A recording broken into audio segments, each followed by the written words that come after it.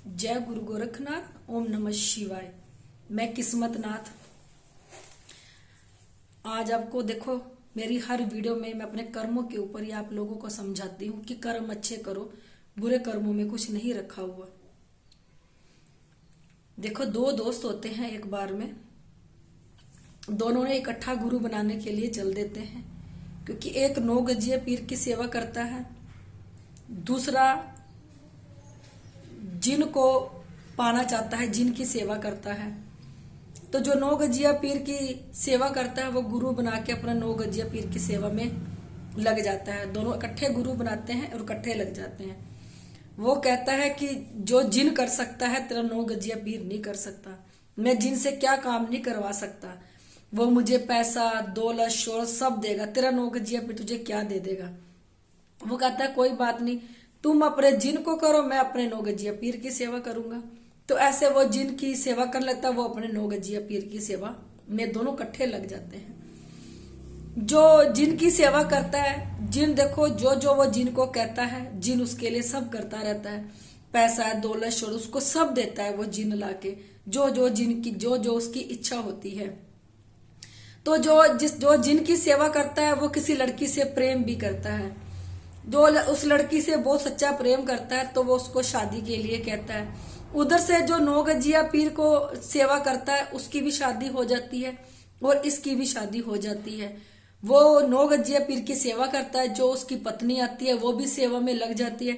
उसके ऊपर भी काली माता का आशीर्वाद होता है और उसके ऊपर भी काली माता आने लगती है, और दोनों जने सेवा में अपनी जुटे रहते हैं और निरंतर अपनी सेवा करते हैं। और ये जो जिनकी सेवा दिन रात करता था, जब वो शादी करके अपनी पत्नी को घर लेके आता है तो जिन देखता है ये तो बहुत खूबसूरत है।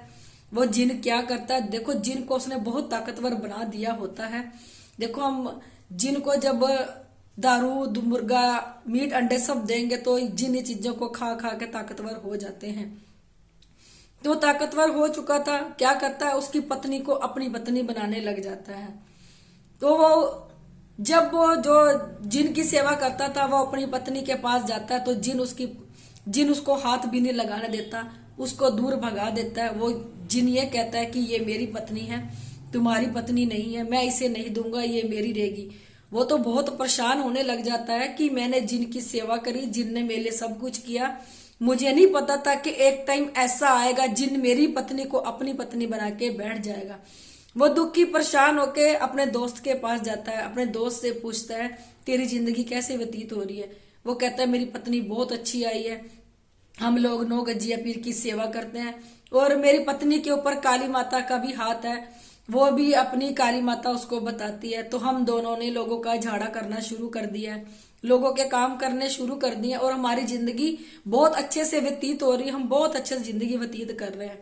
और वो पूछते हैं तुम्हारे साथ क्या हुआ, तुम ठीक हो। वो कहता मैं जिस लड़की से प्रेम करता था मैंने शादी कर ली, मैंने जिन को सिद्ध किया। जिन तो पहले तो जैसे मैं कुंवारा था जिन ने मेरे लिए सब कुछ किया, जब तक मैं कुंवारा था वो मेरे सारे काम करता रहा, मैं जो जो उससे बोलता रहा उसने मेरे सारे काम कर दिए। जैसे ही मेरी शादी हुई वो मेरी पत्नी के ऊपर आके बैठ गया। अब मैं बहुत परेशान हूं, कुछ ऐसा करो कि वो जिन मेरी पत्नी से उतर जाए। वो दोनों कहते हैं चलो गुरु के पास चलते हैं, गुरु से पूछते हैं, इसका हल तो हमारा गुरु ही देगा। वो गुरु के पास जाता है दोनों जने।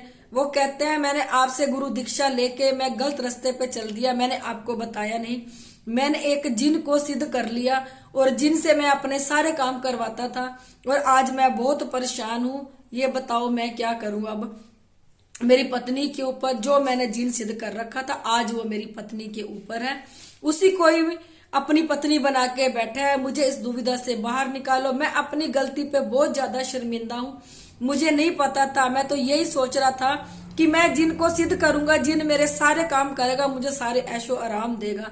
मुझे नहीं पता था कि एक दिन ये मेरा ये भी हाल हो जाएगा। आप कुछ भी करके उस जिन को मेरे घर से निकालो। तो वो कहने लगता है देखो मैं तो कुछ कर नहीं सकता, तुम नाथों की गद्दी पे चले जाओ, नाथ ही ये सब कुछ कर सकते हैं। तो नाथों की गद्दी पे लक्कड़नाथ होता है, तो लक्कड़नाथ के पास उन दोनों को भेज देता है। तो लक्कड़नाथ अपने पास कुटिया में कुछ दिन उन लोगों को रखता है कुछ दिन रखने के बाद जिन बहुत पावरफुल होता है उसे निकालने में बहुत टाइम लग जाता है। जब वो जिन उसकी बॉडी से निकालते हैं तो उसको शांति पड़ती है जाके, तो फिर वो लोग उसके बाद अपने गुरु के पास जाते हैं।